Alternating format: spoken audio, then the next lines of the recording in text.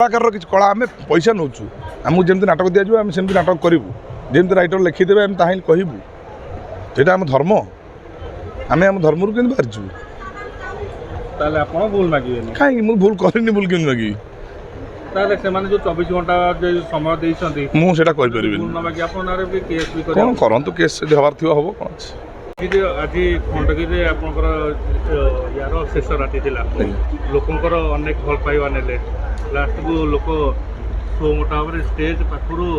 Stage ପଛ ପର୍ଯ୍ୟନ୍ତ ମଧ୍ୟ ନାହିଁ କେତେ ଭଲ ପାଇବା ମିଳିଲା आज लास्ट नाइट हम लोकंर भल पाइबा प्रथम दिन अच्छी नाटक प्रति 4 रात धरी आम देखिलु ओडिशार दर्शक मानक से प्रकृत में कला को भल पाती कला को सम्मान दिंती आम ये मनरे भावुले सब सोशल मीडिया केवल हाइलाइट है जो नाटक देखा लोक आसवे ये धारणा आज बदल देती खंडगिरी मेला भल पाइबा केते मिलला घृणा केते मिलला नहीं घृणा कला को कि घृणा करती नहीं किए हुए तो माने पसंद न करि पारे किंतु घृणा करिवे नहीं कलाटा समस्त भितर अच्छी किंतु चर्चा करा हला जे काना नायक को घृणा करिया पे काना नायक जो कहले जेमती भूल चर्चाटा भी सेमती भूल मु काना स्वाई मु जानवर करथला से भूल काना स्वाई कर नथिला आज्ञा तो सी गोटिए डायलॉग पाई काहे कि एते कंट्रोवर्सी होबा को गला सुनंतु ये डायलॉगटा मु एक कथा आपण जानिचंती समस्त जानिचंती जेमती आमको ओडिया अभियान को चेंज कर परिबे कि एटा को कालरू अच्छी कथाटा ठीक अच्छे जदि नियम कानून सरकार करें कलाकार अभिनय कला बेले पागल हो जाऊ तेणु लेखा जहाँ आसी थाए आम ताकू नहीं ताधे किसी कथार नथा लगे पड़े यहाँ खलनायक चरित्र और जो मैंने कमेडी करती से करती ये कथा दर्शक मैंने जानते आ नकले भी दर्शक को मजा लगे ना तेणु ता भर जब शब्दटी थी शब्द प्रकृत जन अध्यापक लिखी सी कौन माने एमती भाविकी किसी लिखि नथिले इश्यू करागला गोटे प्रायोजित भली लगिला परवर्ती मुहूर्त बदला भी गला आगे जो वार्ड थिला से वार्ड को चेंज भी करा निहाती निहाती तथापि 24 घंटा भितर कान्हा को भूल मागिया पाई गोटे आह्वान दिया जाए नहीं मत सेमती कि आह्वान दिया मुझे मोबाइल देखी सोशल मीडिया जो वीडियो छड़ा होता टिकी गोटे फोन आसला मीरा बापा करते से कहते एमती कान्हा कौन कहते से शब्दटा ना नानी से लिखाही बोली से कहते ठीक अच्छे आम कह से कहे ना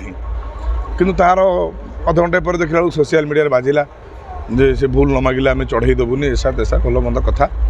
तेणु मुझे अन्य आड़ शुणा पाइली तेणु मुझे आज्ञा खंडगिरी यात्रा करने को आसी मन भर के गोटे उत्कंठा अच्छी मन भितर तेणु यदि हठात मो आसु आसु मत गोटे एमती खबर मिल से मुझे गोटे कलाकार गोटे मनीष हिसाब से कौन करी तेणु मुझे सब आड़ स्टडी कर देखिली मो पछरे शत्रु मैंने लगी परसी कातरता ओडिया धर्म मनीषर धर्म जी जड़े उपरको उठो पछक भिड़ी जाना तेणु जदिबा लगी मो पछरे किए शत्रु यदि एमती गोटे किसी योजना कर योजना केमती आगू को नजीब से मोर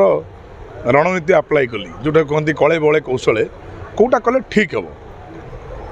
वाजिब भाव देखा गले बाधिबाटा स्वाभाविक किंतु धमक देवा ठीक नुहे मना करदेव आ कहबनी ठीक अच्छे आगे आम कहबूनी तापर जब कहलु से गोटे आमर भूल हम तेणु ता नक एमती बदनाम करवा ठीक नाला तेणु केमी समाधान कराहब से बाट मो मुंड को जहाँ भगवान देले मो से हिसाब से बाट जाइली गोटे आरंभ होगा आगुरी कहीं एमती रास्ता सफा करने योजना कले ना कौन निश्चित भाव से तो लगुच गोटे स्वकल्पित भाव में किसी जन सोशल मीडिया को धरिकी आज्ञा योजना बोध निहाती निहाती भाव में ना आ पचर आउ किसी रहस्य नहीं रहस्य कौन थाईपे मुझे कौन कह मारी ना खाई ना धारी मत किए मारिदेव ना कथा नुहे गोटे ब्लेम करवा गोटे न्यूज बनवा गोटे चलवा गोटे कंट्रोवर्सी हुए तो ये समालोचना भी मोपाई आशीर्वाद हो पारे से मीरा बापा मत से दिन सी माने एमती जो धमक दौरान भूल मागिया कहते कहून मत बोधे आशीर्वाद देवाई चाहूले जो आशीर्वाद सफलता मुझे खंडगिरी मेला पाई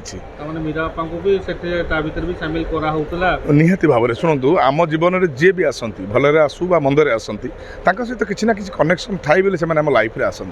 तेणु जहाँ सहित कनेक्शन अच्छे आम खराब भाव कहीं सब तो भगवान निर्दिष्ट ना सी जहाँ डायलॉग जहाँ मुहर देते सी कहे हूँ तो मुहर से डायलॉगटा थिला हूँ तो जानवर आसला पेंडाल बदली जाइए आम एपट को पलि आसू जागमरा पेंडाल सेपटे करूँ जो सिंह बाहिनी करुच्ची ता पूर्व शिवानी पेंडाल सेपटे आम करूँ पूरा सेंटर उपर जो सैड हो जाए तो बोधे ये गोटे मत लगे जो आडभटाइज भी होगला भगवान आशीर्वाद बोली मानि नबानी ना तेणु जहाँ हूँ भल हो। କାରଣ ଆଉ ଗୋଟେ କଥା କି ବର୍ତ୍ତମାନ ସମୟରେ ବି ଆପଣଙ୍କୁ ଗତକାଲି ଠାରୁ ଗୋଟେ ଯାହା ଗ୍ରୁପ୍ ମାନଙ୍କରେ ଆସିଛି ଆମର ସୋସିଆଲ ମିଡ଼ିଆର ବା ମିଡ଼ିଆର ଯେଉଁ ଗ୍ରୁପ୍ ମାନଙ୍କରେ ଆଜ୍ଞା 24 ଘଣ୍ଟା ଭିତରେ କାହ୍ନା ବାବୁ ଯଦି ଭୁଲ ନ ମାଗନ୍ତି ଯେଉଁ ଶବ୍ଦକୁ ନେଇକି ଯେଉଁଟା କହୁଥିଲି ତାହେଲେ ସମସ୍ତେ କିନ୍ନର ମାନେ ଏଫଆଇଆର ଦେବେ ଆପଣଙ୍କ ନାଁରେ। ହଁ ସେ ବି ମୋ କାନରେ ବି ପଡ଼ିଥିଲା ଏଇ କଥା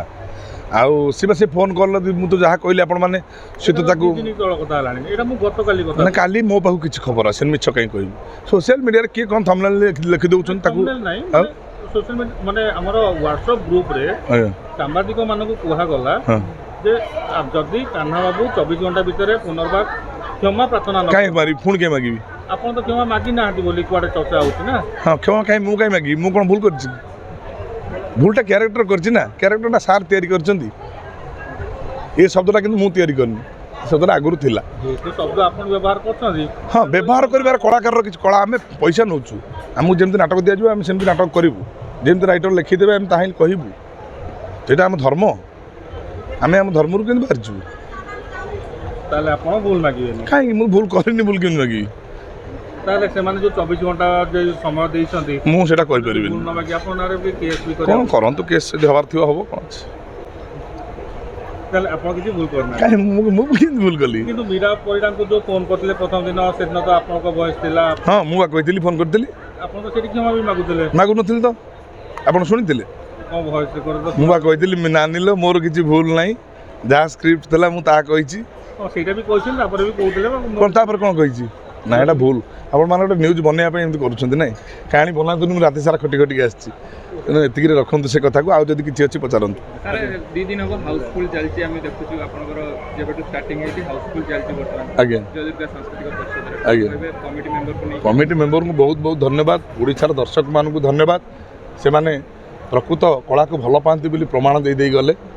ତାର ଜ୍ୱଳନ୍ତ ଉଦାହରଣ ହେଉଛି ଏ ବର୍ଷର ମୁଁ କହିବି ସବୁଠୁ ଭଲ ନାଟକ ଚର୍ଚ୍ଚା ହେଉଛି ରଙ୍ଗମହଲର ଯେମିତି କୋଟି କୋଟି ଡବଲ କୋଟି ନାଟକ ଭାଇରାଲ ନୁହେଁ ଅରିଜିନାଲ ଲୋକମାନେ ଦେଖୁଛନ୍ତି ଇମୋସନ୍ ଆସୁଛି ସେମିତି ଆମର ବି ଗୋଟେ ନାଟକ ଥିଲା କହଇ ଦାସ ଜଗନ୍ନାଥ ସେ ଗୋଟେ ନୂଆ ଏକ୍ସପେରିମେଣ୍ଟାଲ ନାଟକ ହରବାରିକ ସାର୍ଙ୍କର ଥିଲା କିନ୍ତୁ ସେଇଟା ମୋର ଗୋଟେ ପଜିଟିଭ୍ ଚରିତ୍ର ଥିଲା ବୋଲି ଲୋକମାନେ ଭିଲିଆନକୁ ଚାହିଁଲେ ବୋଲି ସେ ନାଟକ ହେଇପାରିଲାନି